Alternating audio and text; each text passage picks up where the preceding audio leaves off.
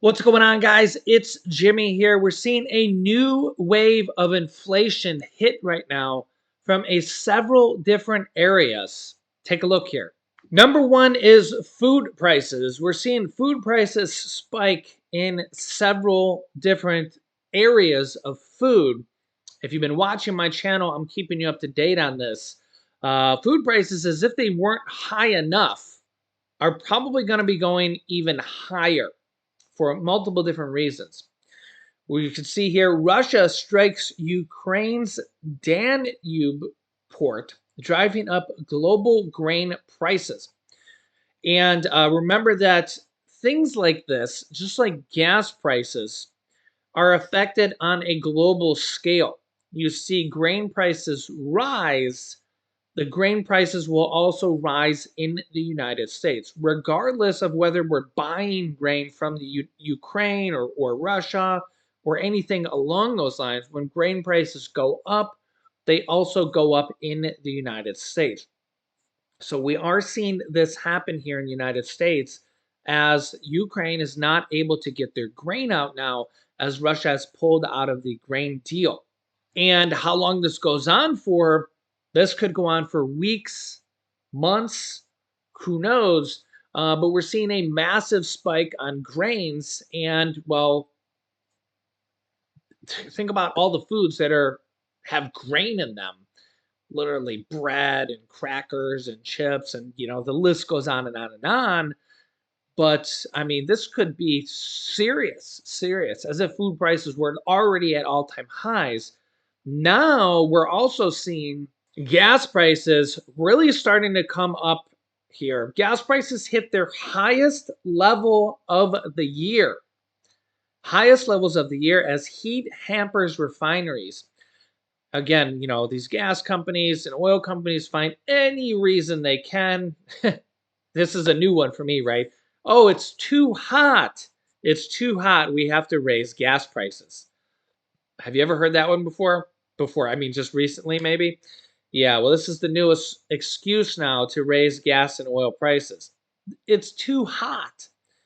They're saying hot weather and higher prices for crude oil have sent U.S. gasoline to its most expensive level since last November. You can see the gas prices here at $5 a gallon. Let me know what gas prices are for your city and state down below in the comments. I'm sure we'll have some fun comments there. But take a listen here to how things are and what could be coming. Well, we're really looking at the energy and oil market because a lot of the numbers that have come to date really had shown a decline that we saw in energy and oil. And of course, that was a very celebratory reason to think that inflation had cooled and would stay cooled. But what we're seeing now is just the reverse. The CRB has gone up and the oil market has inclined about 15%. We're trading at around $81 a barrel right now. And that $80 a barrel was a really key area. And of course, we have many, many stories, not just because of OPEC Plus, but even here at home, with the reserves being extremely low and demand being greater than what they thought. So I'd say that before I would go in full hog into this prediction, we have to continue really to watch what's happening there with oil, because regardless of the yields going up today or the dollar going up, we know that there are factors in commodities that ignore all of that when we come into a real supply demand situation. So that's kind of what we have our eyes on right here.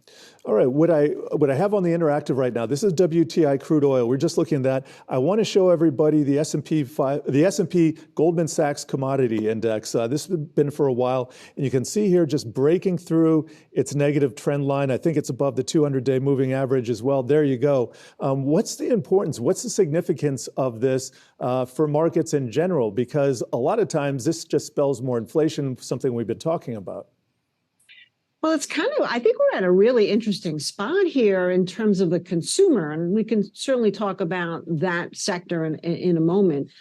But we have a situation now where the yields have gone up, obviously, right now. People were looking based on what Powell said, and I've certainly heard many, many people talk about the potential pause or possibly pivot in 2024.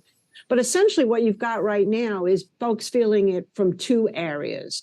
They're feeling it not only from an inflation standpoint, and prices have not really come down very much, at least that I can see when we go out just basically to a supermarket or for anything for that matter. And we have a lot of commodity prices still high, cotton being one, food prices still being high on many levels. And two is now with the higher interest rates, you're pinching people two ways. They're going to pay more in both ends, what they borrow, their credit card debt, and even what they pay, even if they're paying with cash in terms of inflation. So that to me is somewhat dangerous because that means that the Fed, before they start cheering soft landing, have to worry what's going to happen over the next 6 months if these things we're talking about actually continue to go up. And I'd say energy is probably the biggest area because that impacts everyone. As much as we like to think we're in a total EV world, we're not. Sure. And so people still rely on oil and gas. And seasonally right now, we've had a lot of grid problems because of the extreme heat. So all of this is in my mind constantly. And I think that's really what we have to watch now is if this CRB continues to go up, what all these numbers that we've seen soften over the last few months will start to rise, and how aggressive the Fed gets when they're already pinching and knowing the economy is growing basically because of a lot of government spending and consumers now still cheerful. Go ahead. I'm sorry. Yeah, so as you can see here, maybe another wave of new inflation coming. Gas is gas and food, probably the two biggest factors of inflation. Coincidentally, the Fed likes to not use those in their what they call core inflation metrics because they say, well, those are volatile. Those are volatile. But these are two of the most important things that average everyday people need to spend on. Gas for transportation, their car, gas to heat their home, at least in the wintertime, right? And then food. We have to buy food every single week.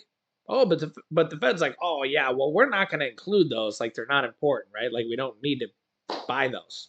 You don't need gas every week. You don't need food every week. The Fed is just so out of touch with average everyday Americans' lives. It's like what? Let's just keep raising interest rates. That'll help. That'll help, right? Let me know your thoughts here in the comments.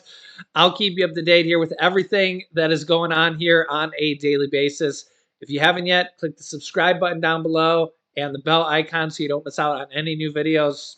I'll let you know the truth. And thanks for liking and sharing these videos. Click here to see Putin's nuclear ultimatum he just gave the U.S. or the massive announcement just gave that is going to affect millions of Americans. Click on one of those videos next. Thanks for watching, guys, and I'll see you in the next video.